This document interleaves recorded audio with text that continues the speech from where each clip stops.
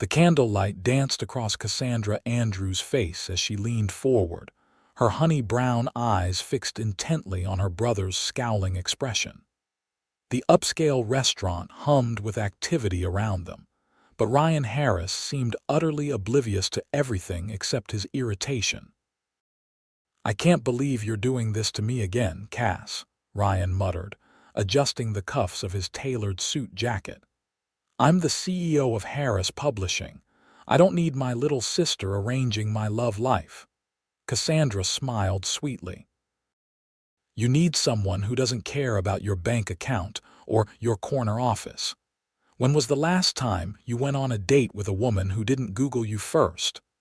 Ryan ran a hand through his dark hair, exhaling slowly. At 34, he had built Harris Publishing from a struggling family business into a global media empire, but his personal life remained stubbornly empty. His last relationship had ended 6 months ago, when he discovered his girlfriend had been feeding industry secrets to a competitor. "Fine," he conceded, checking his watch. "But if she's another yoga instructor who wants to align my chakras, I'm leaving." "Charlotte is different," Cassandra promised. "She's smart, she's funny, and she doesn't give a damn about impressing people. She's my friend from college, and she's been abroad for years. Just moved back to the city last month." Ryan arched an eyebrow. "What does she do?" "She's a marine biologist. Just finished her research in Australia and landed a position at the Oceanographic Institute." Cassandra's phone buzzed. "That's her now. Be nice, Ryan." Ryan straightened his tie, mentally preparing his exit strategy. He'd give it an hour, maybe less if things went poorly. He'd perfected the art of the business emergency call. When he looked up, his carefully constructed plan crumbled instantly. Charlotte Adams stood beside their table, her wavy auburn hair falling just past her shoulders, wearing a simple emerald dress that complemented her eyes perfectly. Not the polished, carefully calculated beauty he usually encountered in his world, but something entirely more captivating. "Sorry I'm late," she said, her voice warm with a hint of breathlessness. "There was an emergency at the lab. One of our octopuses decided to stage a jailbreak." Ryan found himself standing before he realized he'd moved. "Did you catch the fugitive?" Charlotte's smile was genuine, reaching her eyes. "We did, though I'm pretty sure he's already planning his next escape. They're surprisingly crafty." Cassandra stood, embracing her friend. "Charlotte, this is my brother Ryan. Ryan, this is Charlotte." When their hands met, Ryan felt something he hadn't experienced in years: genuine curiosity about another person. "It's a pleasure to meet you, Charlotte." "Likewise, though I should warn you, I've heard stories," Charlotte replied with a playful glint in her eyes. Ryan shot his sister a warning look. "All lies, I assure you." As they took their seats, Cassandra's phone rang. She glanced at the screen and frowned. "It's the gallery. I'm so sorry, but I need to take this."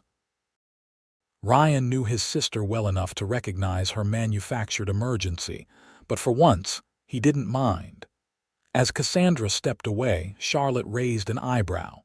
"So that was subtle," she said, unfolding her napkin. "Your sister's emergency exit strategy needs work." Ryan laughed, genuinely surprised. "You caught that, huh?" "I spent 3 years studying predatory behavior in reef sharks.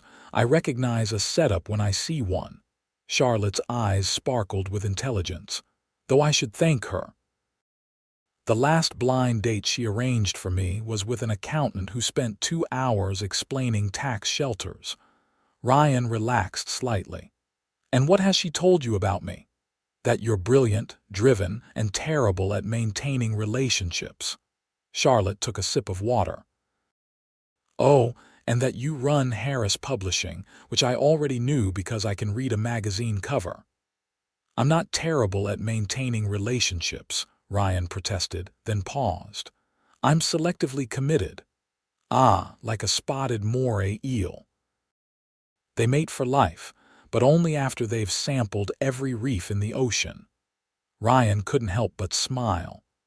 Is everything a marine biology metaphor with you? Occupational hazard, Charlotte admitted. Though I try to limit myself to one sea creature reference per conversation with new people. You've already gotten two, which means you're special. Before Ryan could respond, Cassandra returned, her expression perfectly composed. I'm so sorry, but there's an issue at the gallery that needs my attention. A client is having a meltdown over a sculpture installation. Charlotte nodded sympathetically. Art people, so dramatic. You two don't mind continuing without me, right? Cassandra asked, already gathering her purse. Ryan met Charlotte's gaze across the table, finding unexpected conspiracy there. I think we'll manage. After Cassandra left, an awkward silence threatened to descend, but Charlotte leaned forward. So, how bad was your last blind date? Disastrous, Ryan admitted. She asked me about my 5-year plan before the appetizers arrived, then spent the entire main course explaining why she'd be perfect as the future Mrs. Harris. Charlotte winced. Mine asked if I'd be willing to give up playing with fish once we were married. Playing with fish. That's what he called your work. Apparently, my doctorate and research publications were just an elaborate hobby. Charlotte rolled her eyes. I lasted until dessert out of politeness, then developed a sudden migraine. The waiter approached and they ordered Ryan a steak, Charlotte the seafood risotto. As they waited for their food, Ryan found himself genuinely interested in learning more about her. So why marine biology? He asked. Charlotte's expression softened.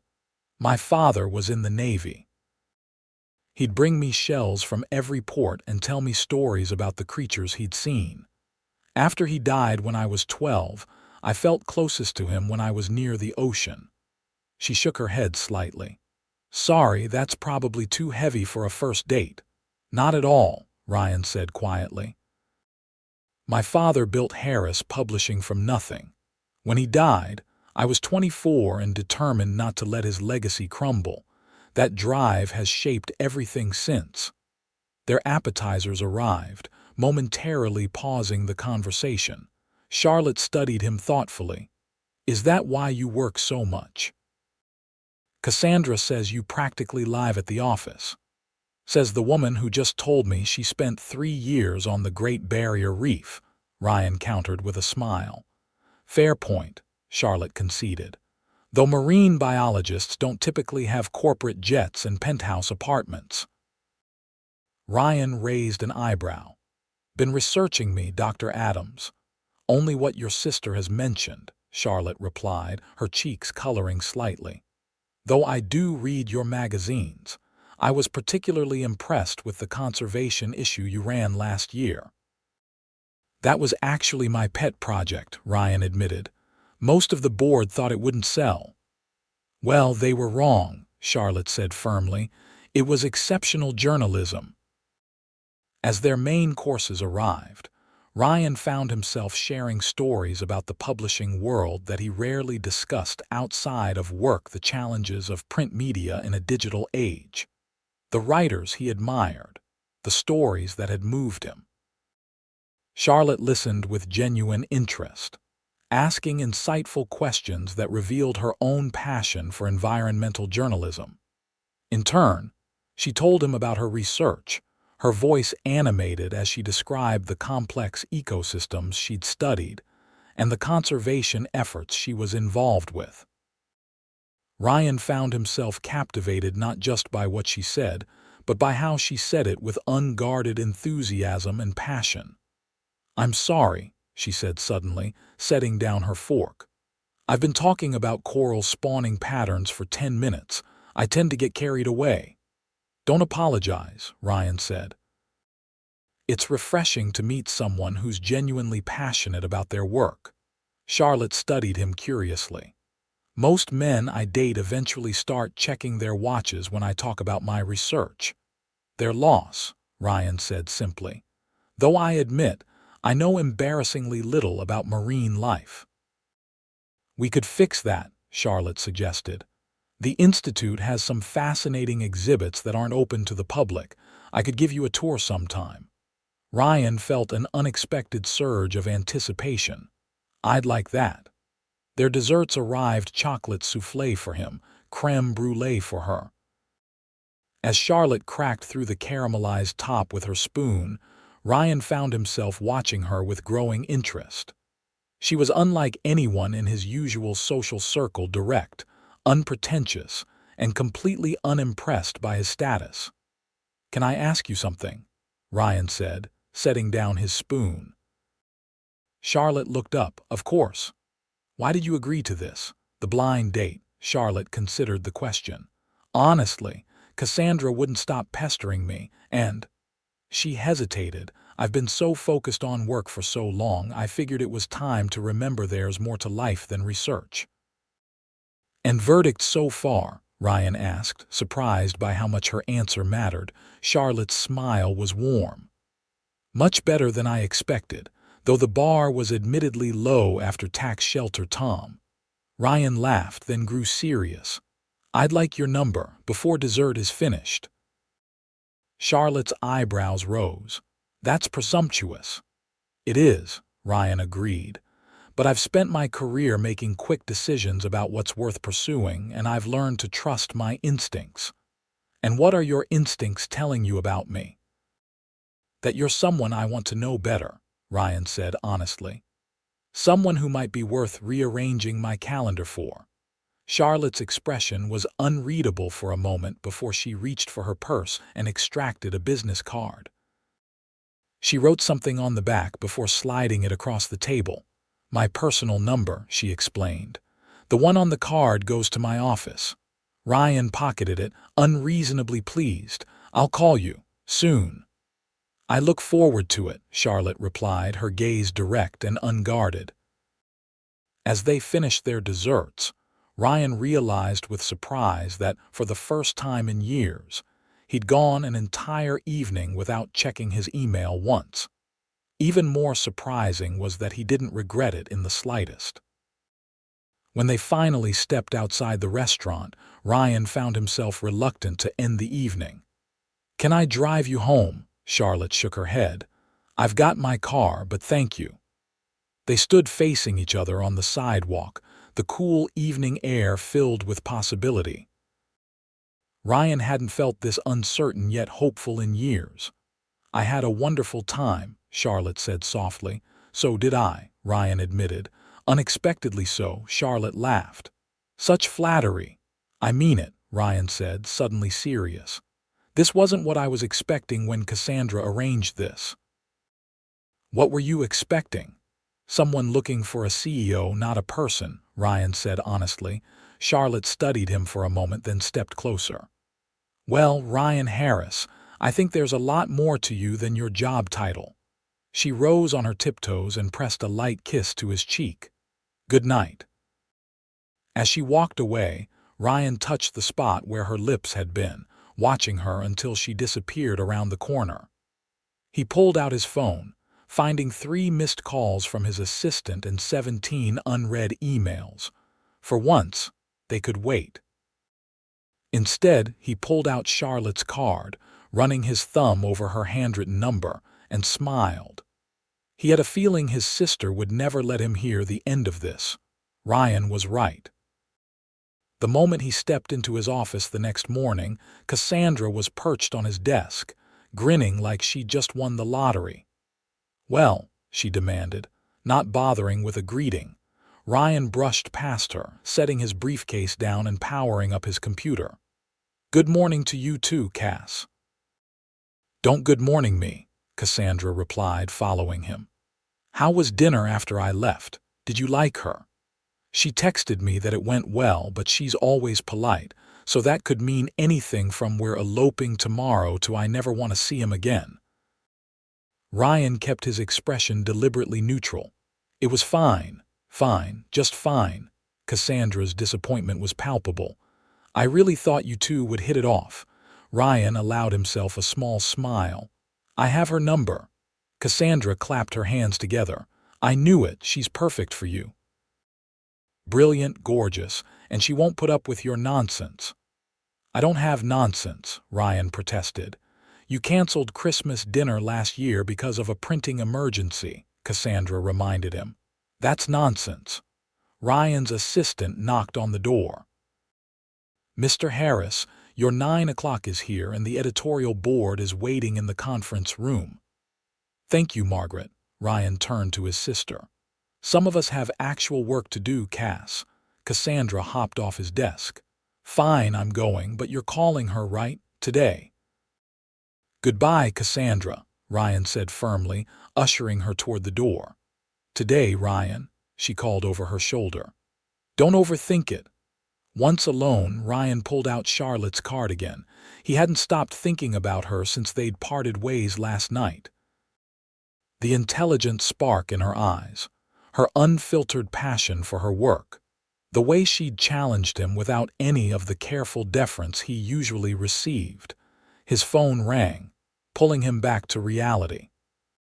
The day was packed with meetings, decisions, and the thousand small crises that came with running a global publishing company.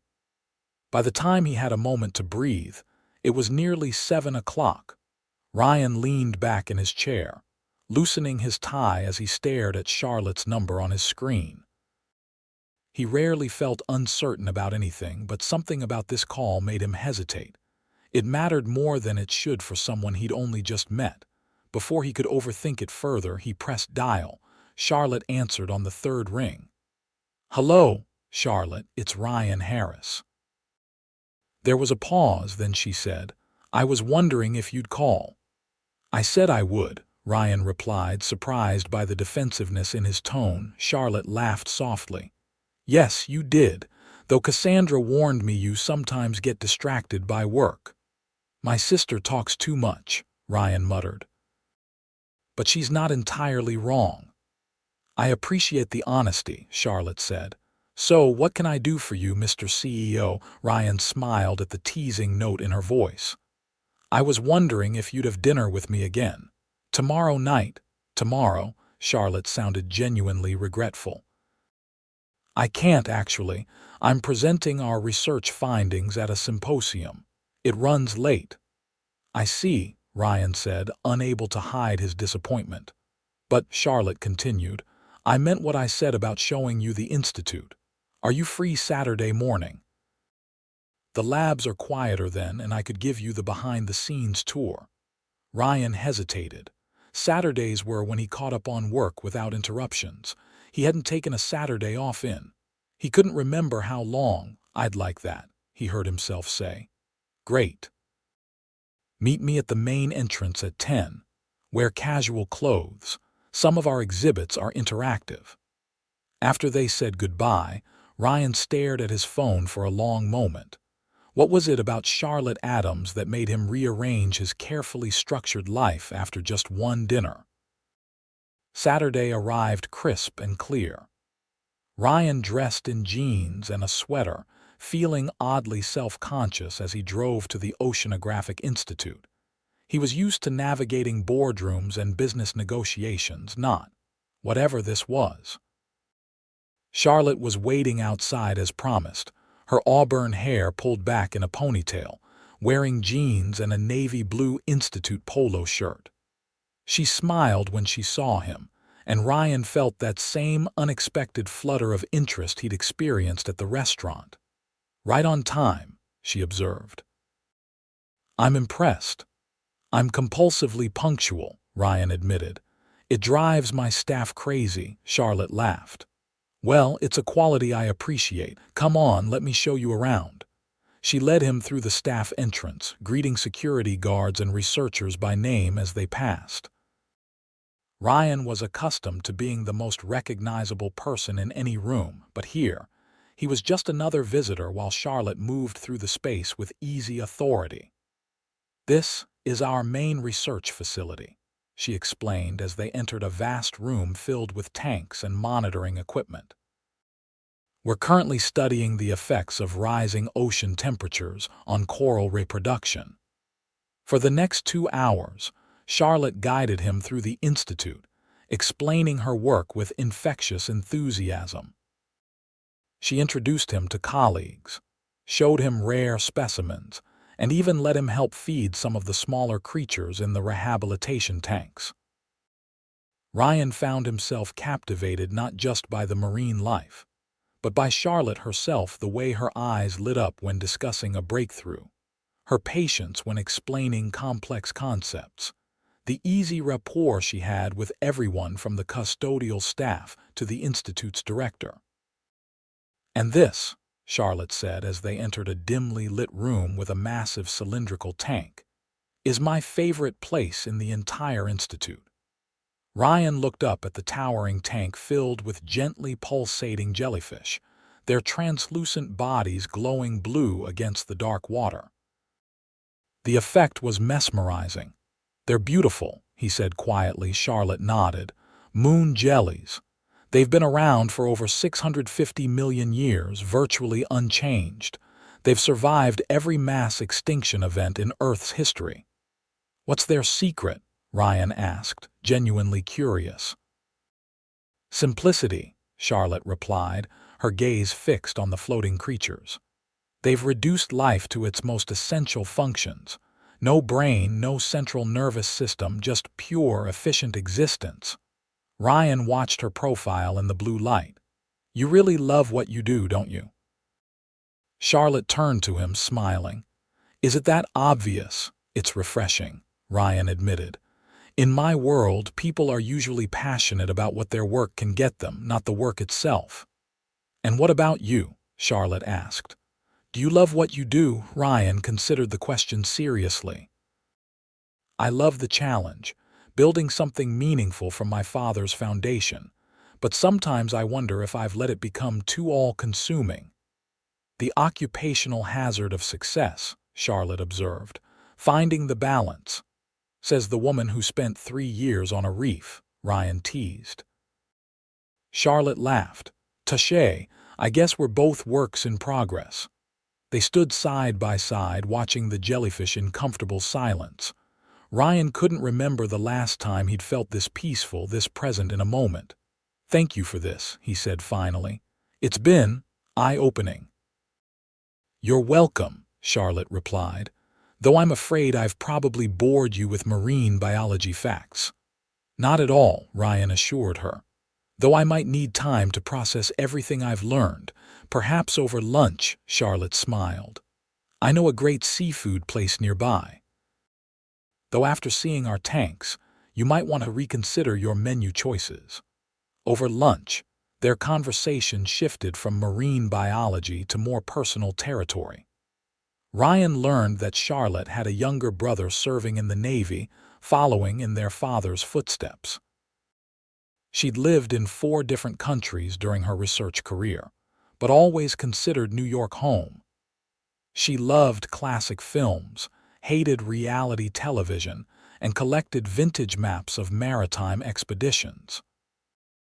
In turn, Ryan found himself sharing details about his life he rarely discussed: how he'd nearly dropped out of business school to become a writer, his ongoing mentor relationship with his father's old business partner, his secret fondness for spy novels. "I can't believe you turned down a White House Correspondents' Dinner to finish the latest John le Carré," Charlotte laughed. Ryan shrugged, smiling. "I said I had a scheduling conflict. I just didn't specify that the conflict was with my reading schedule." "Your secret's safe with me," Charlotte promised, her eyes dancing with amusement. As their lunch stretched into the afternoon, Ryan realized he hadn't checked his phone once. More surprisingly, he didn't feel the usual anxiety about what he might be missing. "I should probably let you get back to your Saturday," Charlotte said eventually, glancing at her watch. "I've monopolized enough of your time." "I've enjoyed every minute," Ryan said honestly. "Would you have dinner with me tomorrow night?" Charlotte looked surprised, then pleased. "2 nights in a row, won't your schedule implode?" "It might," Ryan admitted, "but I'm willing to risk it." Charlotte studied him for a moment. "All right, Mr. Harris, dinner tomorrow it is." Ryan insisted on walking her to her car. As they reached the small blue hatchback, he realized he was reluctant to say goodbye. "Thank you for today," he said. "It was not what I expected. In a good way, I hope." "In the best way," Ryan assured her. Charlotte smiled up at him. "I'm glad." She hesitated, then added, "You know, you're not what I expected either." "Oh, what were you expecting? Someone more?" She searched for the right word, corporate. "But you're surprisingly normal underneath all that CEO polish," Ryan laughed. "I'll take that as a compliment." "You should," Charlotte said softly.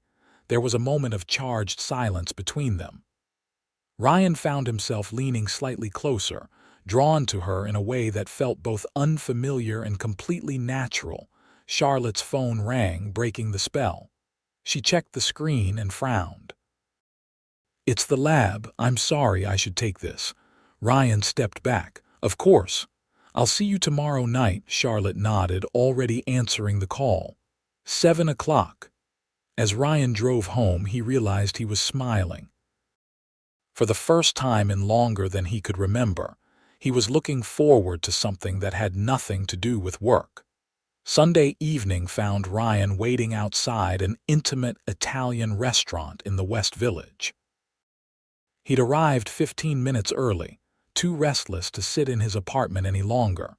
Charlotte appeared precisely on time, wearing a simple blue dress that made her eyes look even more striking.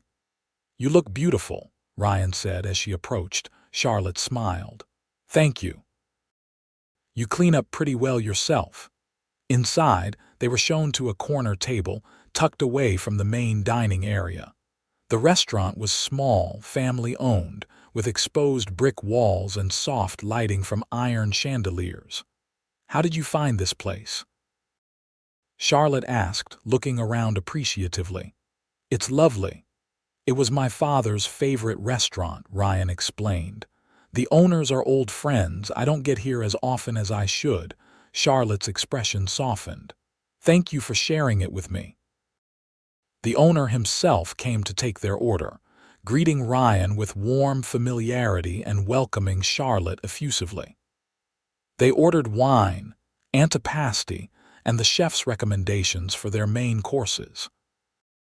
"So," Charlotte said after their wine was poured, "how was your Saturday after our marine adventure? Did you manage to catch up on all the CEO things I kept you from?" Ryan shook his head. "Actually, I took the rest of the day off." Charlotte's eyebrows shot up. "Really? Cassandra told me you work 7 days a week." "I usually do," Ryan admitted. "But yesterday I went home, read a book, and thought about jellyfish." Charlotte laughed. "Now I know you're teasing me." "I'm serious," Ryan insisted. "I kept thinking about what you said about simplicity and survival. It made me wonder if I've been overcomplicating things." Charlotte studied him thoughtfully. "Like what?" Ryan considered the question. "Like believing I have to be constantly working to be valuable, like equating success with sacrifice." "That's quite a revelation from one aquarium visit," Charlotte observed. "It wasn't the aquarium," Ryan said quietly. "It was you." Charlotte blushed slightly, looking down at her wine glass. "I think you're giving me too much credit." "I don't think I am," Ryan said. "You've made me question things I've taken for granted for years. That's rare for me." Their antipasti arrived, momentarily pausing the conversation. As they sampled the assortment of cured meats, cheeses, and marinated vegetables, the conversation shifted to lighter topics: childhood memories, travel disasters, favorite books. By the time their main courses arrived, Ryan felt more relaxed than he had in months. There was something effortless about being with Charlotte. No calculating angles, no hidden agendas, just genuine connection. "Tell me about Harris Publishing," Charlotte said as she twirled pasta around her fork. "Not the corporate version, the real story." Ryan rarely discussed the emotional side of his business, but he found himself wanting to share it with her. "My grandfather started it as a single literary magazine in 1952. My father expanded it to include several titles, but by the time I took over, digital media was decimating print. Everyone said we should sell, take the money and run. But you didn't, Charlotte prompted. Ryan shook his head. I couldn't. It wasn't just a business to me, it was my heritage, my responsibility. So I pivoted, acquired digital platforms, launched specialized content verticals, restructured everything while keeping our core identity. It was challenging. That's an understatement, I'm sure, Charlotte said, but you succeeded. We did, Ryan acknowledged. Though sometimes I wonder about the cost. What do you mean? Ryan hesitated, then admitted, I've missed a lot of life while building the business. Family events, relationships, even just ordinary moments. Sometimes I wonder if it was worth it. Charlotte regarded him thoughtfully. Do you think your father would be proud, not just of the business but of the life you've built? The question caught Ryan off guard. No one had ever asked him that before. I don't know, he said honestly. He worked hard, but he always made time for family, for experiences outside the office. It's not too late to follow that example, Charlotte suggested gently. Their conversation continued through dessert tiramisu for her, cannoli for him, and into coffee. Ryan couldn't remember the last time he'd spent an entire evening so engaged, so present. When the bill came, Ryan insisted on paying despite Charlotte's protest. Next time can be your treat, he suggested. Charlotte smiled. Already planning next time. Confident, aren't you? Hopeful, Ryan corrected. Outside the restaurant, the night had grown cool. Ryan noticed Charlotte shiver slightly and instinctively removed his jacket, placing it around her shoulders. Thank you, she said, pulling it closer around her. Chivalry isn't dead after all. Only mostly dormant, Ryan replied with a smile. Can I drive you home? Charlotte nodded. That would be nice. In his car, she gave him directions to her apartment in Brooklyn Heights. As they drove, a comfortable silence settled between them, occasionally broken by Charlotte pointing out landmarks or sharing anecdotes about neighborhoods they passed through. When they arrived at her building, Ryan walked her to the entrance. Under the soft glow of the streetlights, Charlotte looked up at him, still wearing his jacket. I had a wonderful time, she said softly. So did I, Ryan replied. More than I can express. Charlotte studied his face. You know, for someone who publishes words for a living, you're surprisingly economical with them sometimes. Ryan smiled. I'm better with editing than creating. I don't believe that, Charlotte said, stepping closer. I think you create quite a lot, a publishing empire for one. That's different, Ryan insisted. Business is clear-cut, this. He gestured between them, is more complicated. Is it? Charlotte asked. It seems simple to me. I like you, Ryan Harris. I like your mind, your honesty, and the person you are beneath the CEO title. Ryan felt something expand in his chest, hope, possibility, or perhaps just simple happiness. I like you too, Charlotte Adams, more than I expected to. More than is probably wise after just a few days, Charlotte smiled. Wisdom is overrated. Ryan couldn't have said who moved first, but suddenly they were kissing, her lips soft against his, her body warm beneath his jacket. It was gentle at first, then deeper as Charlotte's hands moved to his shoulders, drawing him closer. When they finally broke apart, Ryan kept his arms around her waist, reluctant to let go. I should probably get my jacket back, he murmured. Charlotte laughed softly. Is that your clever ploy to see me again? Is it working? Definitely, she replied, her eyes bright in the darkness. Call me tomorrow, Ryan nodded. Count on it. With one last lingering kiss, Charlotte slipped out of his arms and disappeared into her building, still wearing his jacket. Ryan stood on the sidewalk for a moment, feeling strangely lightened, as if something heavy had been lifted from his shoulders. On the drive home, he realized what it was for the first time in years. He wasn't thinking about work, deadlines, or responsibilities. He was simply thinking about Charlotte and when he could see her again. The next morning, Ryan arrived at his office earlier than usual, his mind clear and focused in a way it hadn't been for months. He'd already called Charlotte before heading to work, their conversation brief but warm, with plans made for dinner later in the week. Cassandra burst into his office mid-morning, not bothering to knock. "Well, have you called her again? Please tell me you have." Ryan looked up from his computer. "Good morning, Cassandra. Yes, I've called her. Yes, we've seen each other again. And yes, we have plans for later this week." Cassandra squealed in delight. "I knew it. You two are perfect for each other. Tell me everything. What did you do? Where did you go? Did you kiss her?" "I'm not discussing my love life with my sister in my office," Ryan said firmly, though he couldn't quite suppress his smile. Cassandra flopped into the chair across from him. "Oh my God, you did kiss her. I can see it on your face. You're actually glowing." "I am not glowing," Ryan protested. "Men don't glow." "You're practically incandescent," Cassandra insisted. "I haven't seen you this happy since. Actually, I don't think I've ever seen you this happy." Ryan tried to scowl but failed miserably. "Don't you have a gallery to run?" "This is much more important," Cassandra declared. "My workaholic brother is finally showing signs of being human. It's a miracle." Ryan's assistant knocked on the door. "Mr. Harris, the quarterly reports are ready for your review, and the executive board is waiting for the budget meeting."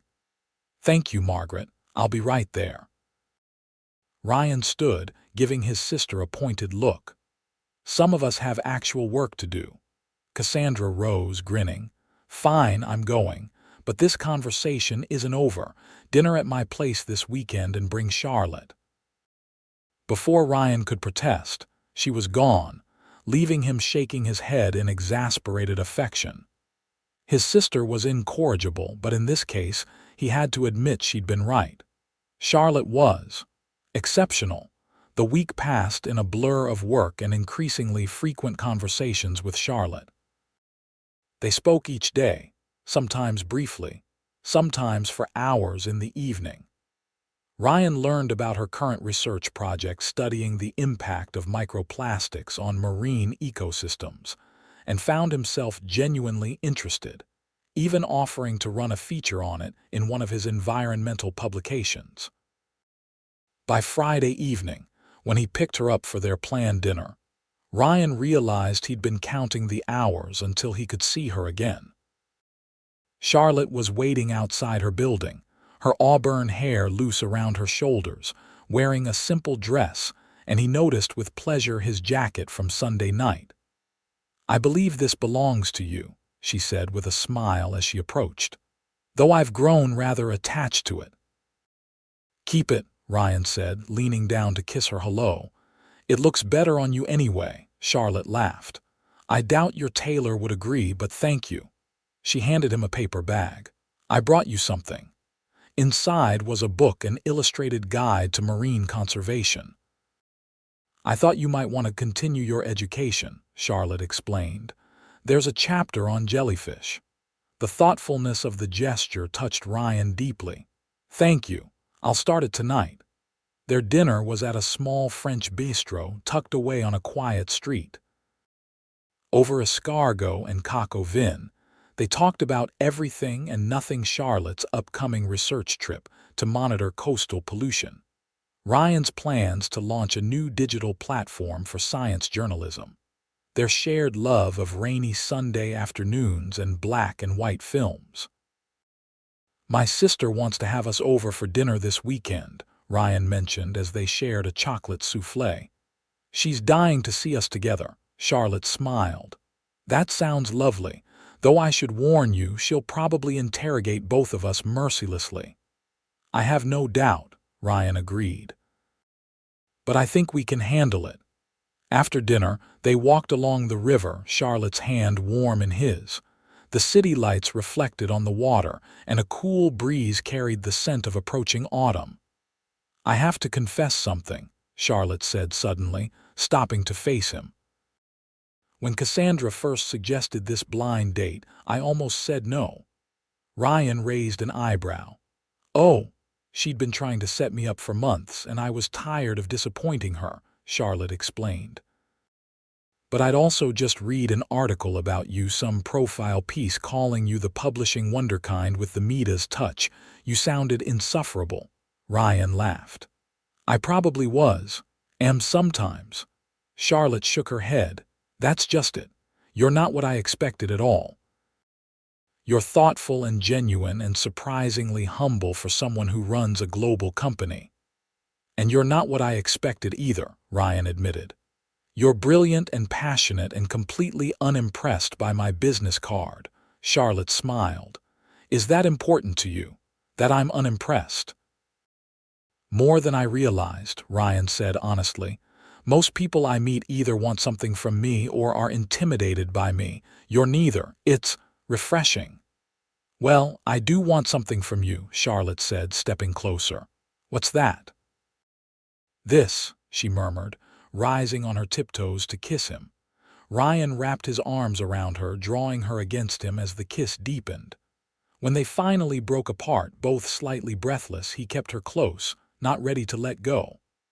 Would you like to come back to my place? He asked quietly. For coffee or wine or... Charlotte looked up at him, her expression serious. Ryan, I like you a lot, but I need you to know something. I don't rush into things, especially physical things. Ryan nodded, surprised by how little her answer disappointed him. I respect that. And honestly, I like taking things slow, getting to know you properly. Relief and something warmer flickered in Charlotte's eyes. In that case, I'd love to see your place. For coffee. Ryan's penthouse apartment occupied the top floor of a restored pre-war building in Tribeca. The elevator opened directly into a spacious living area with floor-to-ceiling windows overlooking the city. Wow, Charlotte said as she stepped inside. This is impressive. Ryan watched her reaction carefully. Too much, Charlotte shook her head, moving toward the windows. Just unexpected. Though I don't know why you are a CEO after all. She turned to him with a teasing smile. Do all publishing executives live like this, or just the ones with the Midas touch? Ryan laughed, relieved by her light tone. Would you believe me if I said this place was an investment property? My financial advisor insisted. I might, Charlotte replied, wandering toward his bookshelves. Especially given these. The walls were lined with books, first editions, signed copies, rare volumes mixed with well-worn paperbacks and current bestsellers. Charlotte ran her fingers along the spines, examining titles. This is the most personal space I've ever seen, she observed.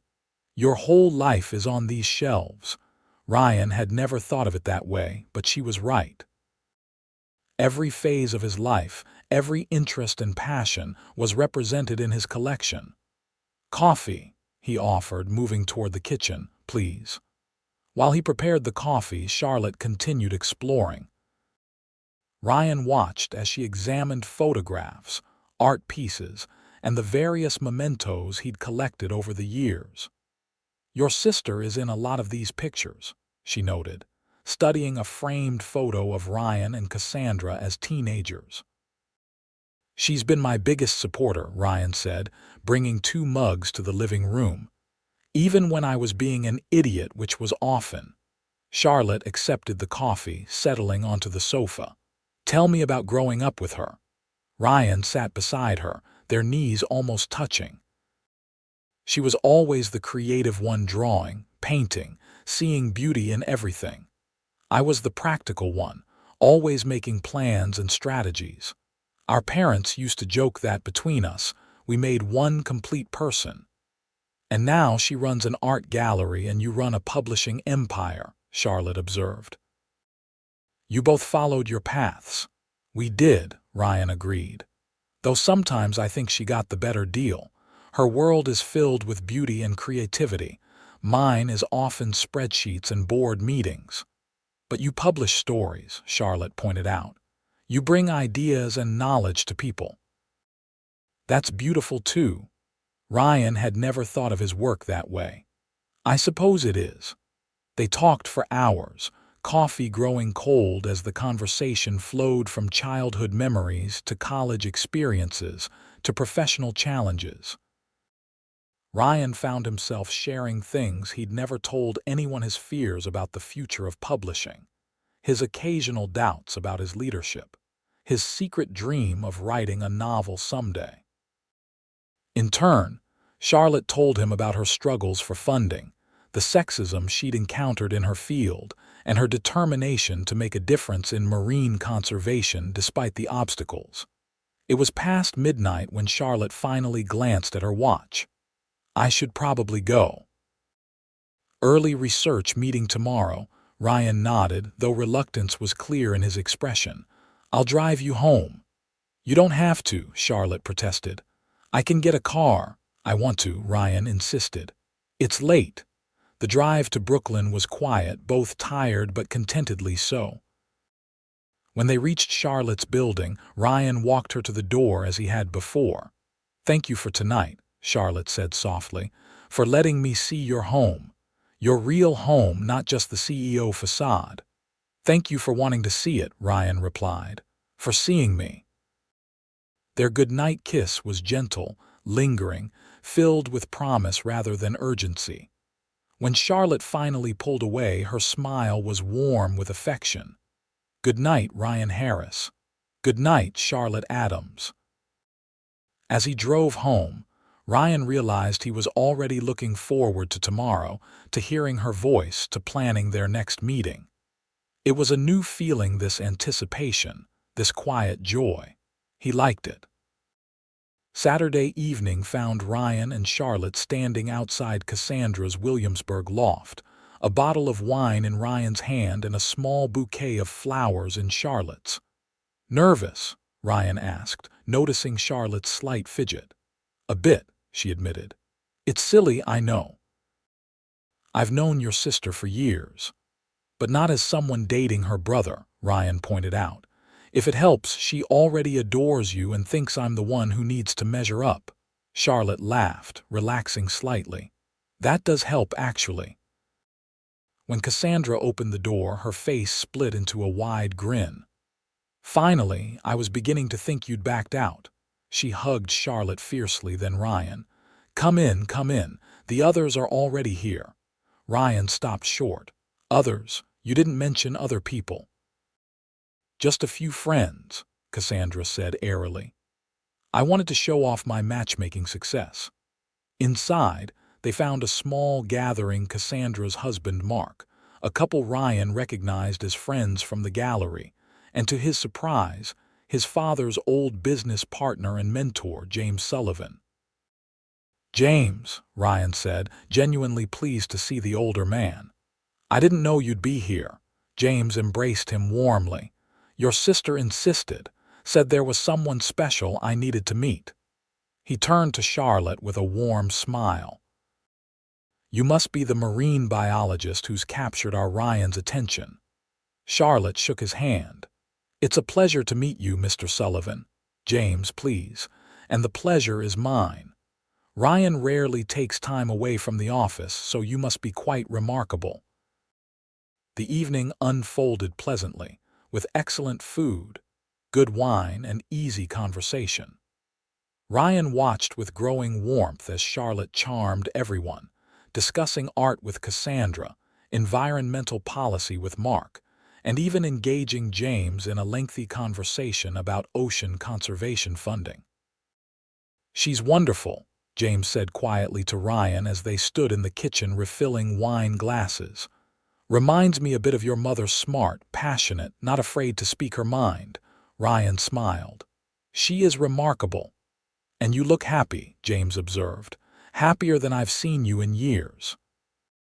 I am, Ryan admitted, surprised by how easily the truth came. James clapped him on the shoulder. Your father would approve. He always said business was important, but having someone to share your success with was what really mattered. The comment stayed with Ryan throughout the evening.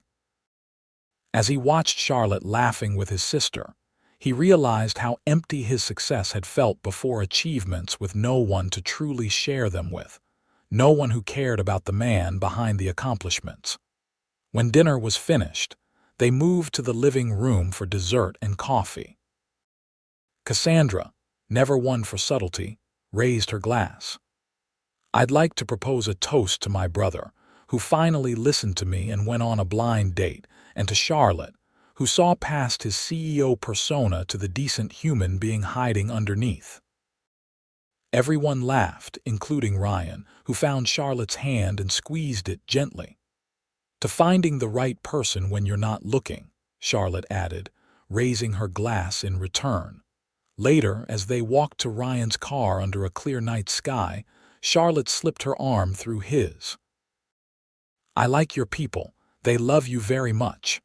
"They're good people," Ryan agreed, "and they clearly adore you." "James told me some stories about you as a young executive," Charlotte said with a mischievous smile, "including one involving a mistranslated speech in Tokyo." Ryan groaned. "I was hoping that story had died a natural death." "It was endearing," Charlotte assured him. "He's very proud of you, you know, not just of what you've built, but of who you are." The simple observation touched Ryan deeply. "Thank you for coming tonight, for being part of this." Charlotte stopped, turning to face him. "Ryan, can I ask you something? Anything? What are we doing? Where is this going?" Her expression was open, vulnerable. "I'm not asking for promises or declarations. I just want to know if we're on the same page." Ryan took both her hands in his. "I think I'm falling in love with you, Charlotte Adams. I know it's fast and maybe that's crazy, but it's true. You've changed how I see everything in just a few weeks." Charlotte's smile was radiant. "I think I'm falling in love with you too, and yes, it's fast, but it also feels right." Ryan drew her close, kissing her with all the emotion he couldn't quite put into words yet.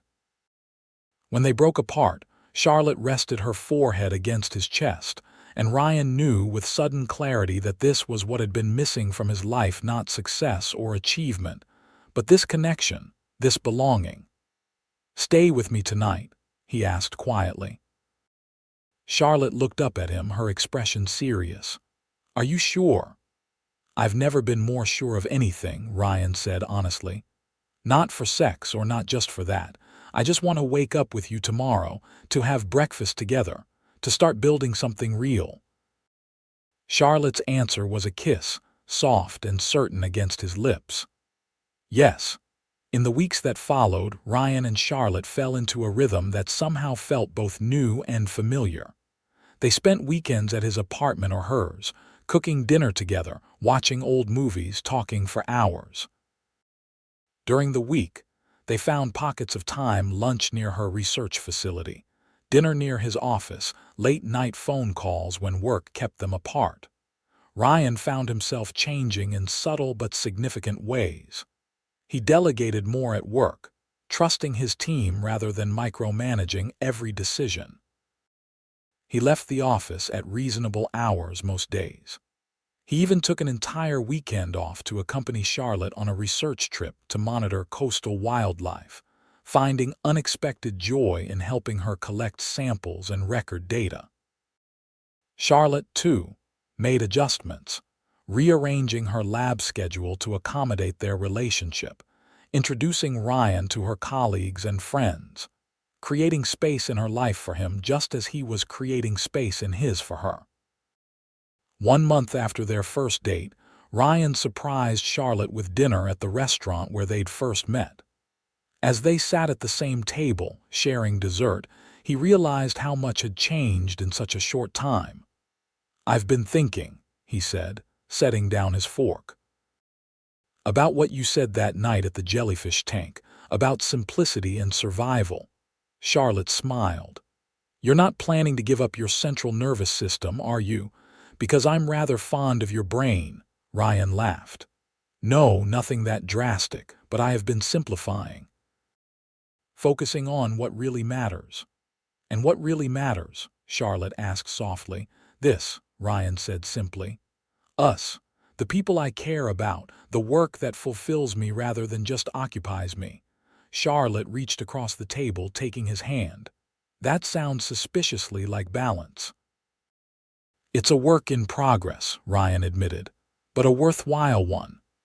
Later that night, as they lay together in Ryan's bed, Charlotte propped herself up on one elbow, studying his face in the dim light. "Can I tell you something?" "Of course," Ryan murmured, brushing a strand of hair from her face. "When Cassandra first suggested setting us up, I thought it was a terrible idea. Dating a CEO seemed like asking for disappointment, someone too busy, too important, too focused on work to really see me." Ryan winced. "That's a fair assessment of how I was." "But you're not that person," Charlotte continued. "Or maybe you were, but you're choosing to be something else now. And I love both versions of you, the driven executive and the man who spends Sunday mornings reading beside me, completely content." Ryan pulled her closer, overwhelmed by emotion. "I love you, Charlotte Adams, more than I knew it was possible to love someone." "I love you too," Charlotte whispered against his lips. "More than jellyfish, even." Ryan laughed. "Now I know it's serious." 3 months later, Ryan stood in his office, staring out at the New York skyline as evening fell.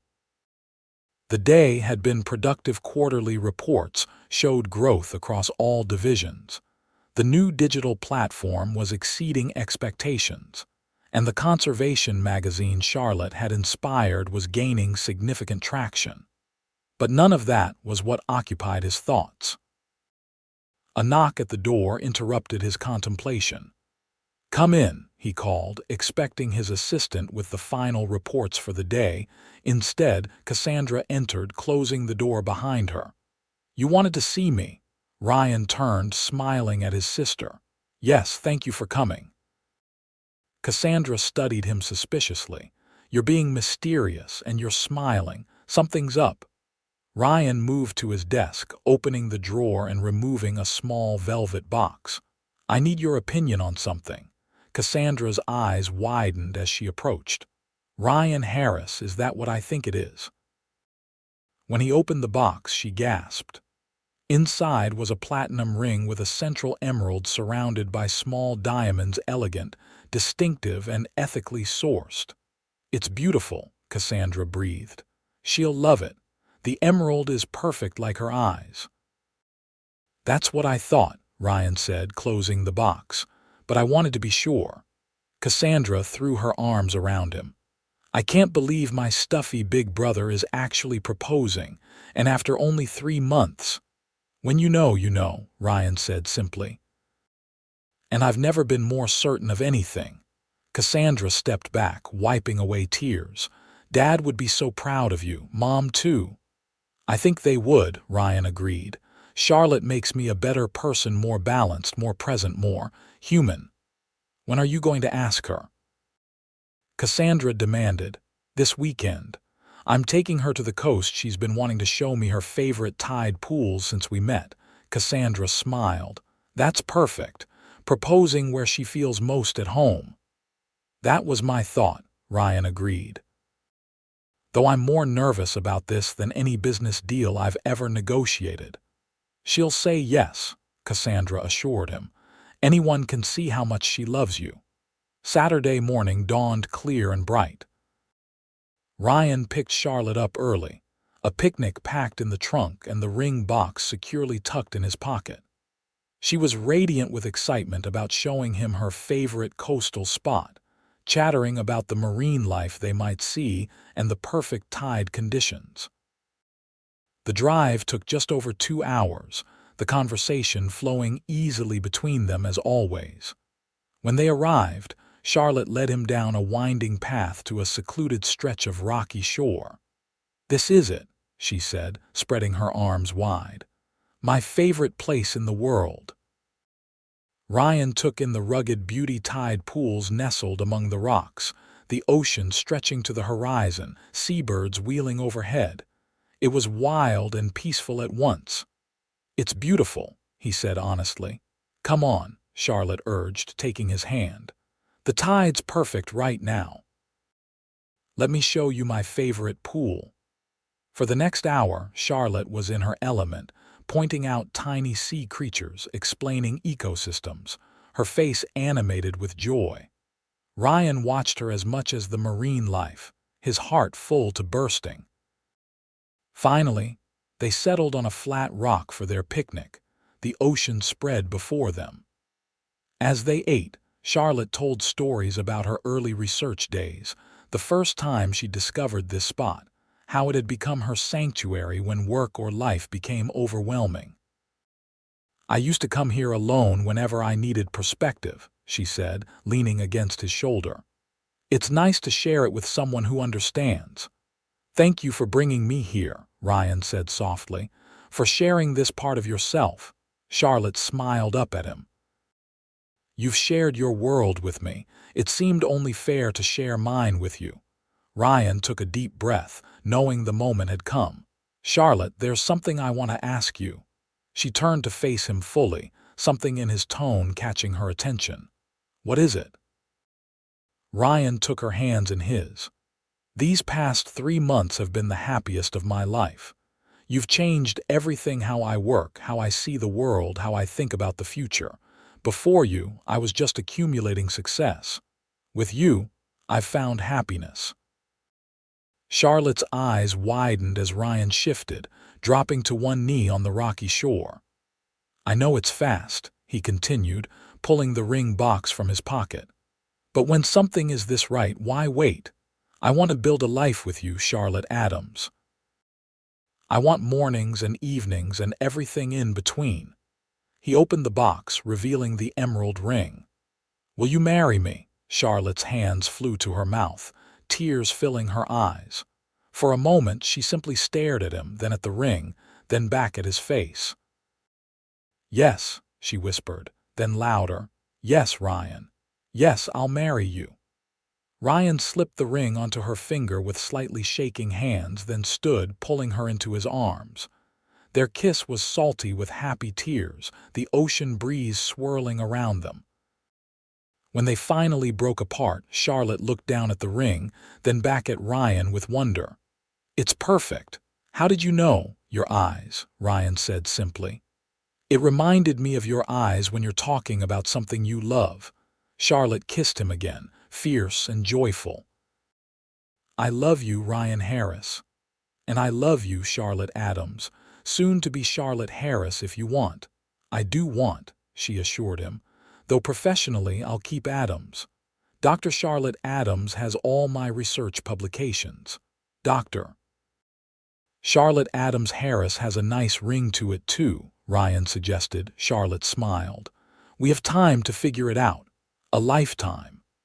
As they packed up their picnic later, Charlotte kept glancing at her ring, a smile playing at her lips. "Cassandra is going to be insufferable, you know." "She'll take complete credit for this," Ryan laughed. "She already has. She helped me pick the ring." "Of course she did," Charlotte said with fond exasperation. "Though I suppose she's earned the right to gloat, considering she's the reason we met." "I'll have to give her a raise," Ryan mused. "Best blind date arrangement in history." "Definitely," Charlotte agreed. "Though I still can't believe you wanted my number before we'd even finished dessert." Ryan pulled her close, kissing her temple. "Best decision I ever made." The drive back to the city was filled with plans and possibilities: where they would live, when they would marry, how to blend their lives together. By the time they reached Charlotte's apartment, they had decided on a spring wedding, small and intimate, perhaps on the same beach where Ryan had proposed. As they stood outside her building, Charlotte suddenly looked serious. "Are you sure about this, about us? Your life is going to change." "It already has," Ryan said honestly. "And it's better in every way. I'm more sure about you than I've ever been about anything." Charlotte's smile returned, radiant with happiness. "Good, because I'm not letting you go, Ryan Harris." "I wouldn't have it any other way," Ryan promised, sealing the words with a kiss. 3 months later, on a crisp spring day, Ryan stood on the same rocky beach where he had proposed, watching as Charlotte walked toward him on her brother's arm. Her dress was simple and elegant, flowing around her in the ocean breeze, her auburn hair crowned with small white flowers. Their families and closest friends were gathered in a small semicircle, Cassandra beaming with pride and satisfaction, James looking as pleased as if Ryan were his own son, Charlotte's colleagues from the Institute smiling warmly. When Charlotte reached him, Ryan took her hands, overwhelmed by emotion. "You're beautiful," he whispered. "So are you," she replied, her eyes shining. Their vows were simple and heartfelt. Ryan promised to support Charlotte's dreams, to value presence over productivity, to build a life of balance and joy. Charlotte promised to challenge him when he needed it, to remind him of what truly mattered, to love both the CEO and the man behind the title. When they were pronounced husband and wife, their kiss was accompanied by the crash of waves and the cheers of their loved ones. As they walked back up the beach, hand in hand, Ryan felt a sense of rightness he'd never experienced before. The reception was held at a small coastal inn, the celebration intimate and joyful. During a quiet moment, Cassandra found Ryan watching Charlotte laugh with James across the room. "I told you so," Cassandra said, nudging his shoulder. Ryan smiled. "Yes, you did. Thank you for that." "She's perfect for you," Cassandra observed. "She sees the real you." "She does," Ryan agreed, "and somehow loves me anyway." Later, as they shared their first dance, Charlotte leaned close. "Happy Mr. Harris." "Completely Mrs. Harris," Ryan replied. "Though I'm still getting used to the hyphen in your professional name," Charlotte laughed. "Dr. Adams Harris takes some practice, but I like it the best of both worlds." As the evening wound down, they slipped away to the beach, walking barefoot in the sand under a star-filled sky. "I never imagined this," Charlotte admitted, her head on Ryan's shoulder. "When Cassandra first mentioned her brother, the CEO, I thought maybe we'd have one polite dinner and never see each other again. And instead, you're stuck with me forever," Ryan teased. "Best outcome possible," Charlotte assured him, stopping to face him. "I love you, Ryan. The businessman and the book lover, the CEO and the man who now knows more about jellyfish than is probably normal." Ryan laughed, pulling her close. "I love you too. Every brilliant, passionate, marine-obsessed part of you." 1 year later, Ryan stood in the doorway of their home office, watching Charlotte work. They had bought a brownstone in Brooklyn Heights, close to both the publishing offices and the Oceanographic Institute, creating a space that reflected both of their passions. Charlotte looked up, smiling when she saw him. "How was your meeting?" "Good," Ryan said, entering the room. "The board approved the new environmental imprint. We'll launch next quarter." Charlotte's eyes lit up. "That's wonderful. I'm so proud of you." Ryan sat on the edge of her desk. "It wouldn't have happened without you. Your passion for conservation has infected the entire company." "Happy to be a positive influence," Charlotte replied, setting aside her papers. "I have some news too." Something in her tone made Ryan pay closer attention. "Oh," Charlotte took his hand, placing it on her still flat stomach. "We're going to have a baby." Ryan froze, his eyes widening. "We're pregnant," Charlotte confirmed, her eyes shining. "About 8 weeks along. I confirmed it with the doctor yesterday." Joy exploded through Ryan's chest as he pulled Charlotte to her feet, spinning her around. "A baby, we're having a baby." Charlotte laughed, clinging to his shoulders. "Careful, morning sickness is a real thing, you know." Ryan set her down gently, his hands cradling her face. "You're sure? You're really pregnant?" "I'm really pregnant," Charlotte assured him. "Due in early spring." Ryan kissed her, pouring all his emotion into the gesture. When they broke apart, both were laughing and crying at once.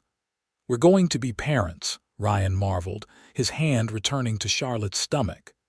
Terrifying, isn't it? Charlotte said, though her smile never faltered.